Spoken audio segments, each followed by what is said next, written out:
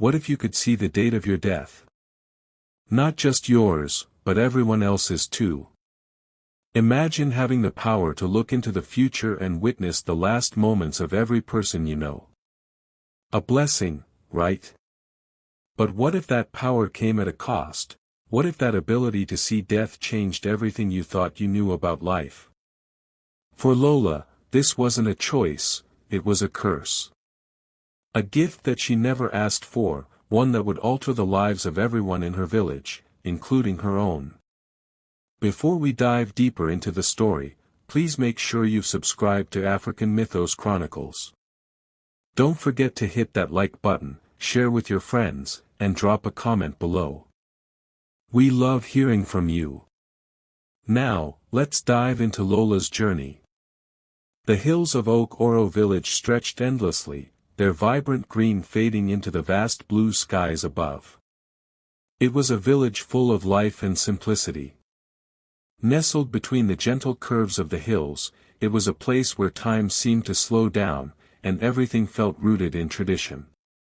Lola, the only child of Mama and Baba Lola, lived there in a home filled with love but also, at times, frustration. She was accustomed to a life of peaceful routines, of helping her mother fry akra, the golden fritters sizzling in hot oil while the sound of gossip and laughter filled the air around her. Her mother, Mama Lola, was a strong woman who worked hard every day to provide for the family. But Baba Lola, her father, was a dreamer, someone who spoke of big plans but never truly acted on them. He would often sit outside with a jug of palm wine in his hand, regaling anyone who would listen with tales of his next business venture. But, sadly, those plans always seemed to fall through. Instead of sitting here and talking about it, why don't you help me carry the akra to the market? Mama Lola would often chide him. Don't worry, my wife, Baba Lola would reply with a grin, his eyes gleaming with the hope of his future success. One day, I'll bring wealth that will make you forget about this struggle. But that day never seemed to come. While Mama Lola remained practical and hardworking, Baba Lola remained a man of dreams. Lola, though she adored her parents, sometimes found herself wishing her father could be a little more serious about life. At school, she wasn't particularly outstanding, but her joyful personality made her popular with her classmates. Life was simple. That is, until one fateful day when everything changed. It was during one of her frequent trips to the village stream to fetch water that Lola first encountered Baba Arobo, the mysterious old man who would change her life forever. He sat upon a large rock by the stream, his staff adorned with colorful beads, cowries, and shells. His weathered face was full of wisdom, and his eyes had a depth that seemed to see right through her. "Young girl," he called out to her, his voice carrying with it the weight of centuries. "Do you know who you are?" Lola paused, balancing her clay pot on her head. She couldn't help but feel intrigued, though there was something unsettling about the old man's presence. "I'm Lola Baba," she replied hesitantly. "Why do you ask?"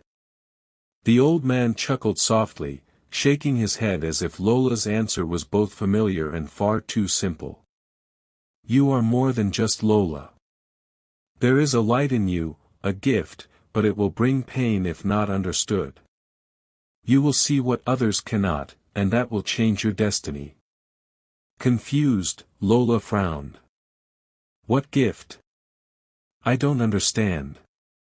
"You will know when the time comes," he said cryptically before rising and walking into the dense bush, disappearing from her sight. Lola stood there, staring at the spot where the old man had been.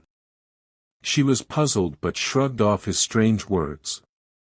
He was just an old man, probably a little crazy, she thought. But as she made her way back to the village, his words stayed with her, like an echo in her mind. What did he mean? What kind of gift could she possibly have? Little did Lola know, that day would mark the beginning of a journey that would change her life in ways she could never have imagined. A month passed since her encounter with Baba Arobo, and life seemed to settle back into its familiar routine. However, everything changed when Lola began noticing something strange. At first, it was barely noticeable, just a fleeting glimpse, almost like a trick of the light. But the numbers began to appear more and more clearly on people's foreheads. At first, they were so faint that Lola thought her eyes were playing tricks on her. But then, one day, she saw the number 5 above Baba Tun's head. The number was faint, but it was there, and Lola couldn't shake the feeling that it meant something. She tried to ignore it. But just 5 days later, Baba Tun passed away suddenly, and Lola's heart dropped. She couldn't deny it anymore. The numbers she saw on people's foreheads were real. And they meant something. They meant death. Then, it happened again. This time, it was the choir mistress. Lola saw the number 12 above her forehead. She tried to convince herself it was just a coincidence. But when the choir mistress was struck by lightning 12 days later, Lola could no longer deny what she was seeing. Terrified, Lola withdrew from her friends and spent most of her time at home, consumed by the terrifying numbers she now saw everywhere. She began avoiding eye contact with her classmates, unsure of how to explain what was happening to her. Her cheerful demeanor faded, replaced by a quiet anxiety she couldn't escape. One evening, after another day of seeing the numbers everywhere, Lola finally gathered the courage to tell her mother. She had to confide in someone. "Mama," she said, her voice trembling, "something strange is happening to me. I see numbers on people's heads. And when the number is low, they die." Mama Lola paused, mid-action, her face filled with disbelief. "What kind of nonsense is this, Lola?" she scolded, her voice harsh with concern. "Don't let me hear you talking like this. It's not good for a young girl to speak such things." Lola's heart sank. She wanted her mother to understand, to believe her. But Mama Lola dismissed her as simply being imaginative. Lola begged her to believe, but it was no use. Her mother was firm in her belief that it was all just a figment of her imagination. Determined to prove herself, Lola went to her father. She told him that she had seen the number 3 above the head of the headmistress at school. "Papa," she said, "the headmistress will die in 3 days." Baba Lola laughed, brushing off her words with a chuckle. "Lola, don't joke about such things. You'll only get yourself into trouble." But when the headmistress died exactly 3 days later, Baba Lola was speechless. He looked at his daughter, his eyes wide with awe. "Lola," he whispered. This is a blessing. People will pay to know their future." Word spread quickly across the village that Lola could predict death. People began coming to Baba Lola's house, eager to know their fate. Some were hopeful, while others were desperate. Lola tried to comfort them, but the fear in their eyes only made her feel more isolated. What had once seemed like a blessing now felt like a curse. And it didn't stop there. Strange things began happening in the village.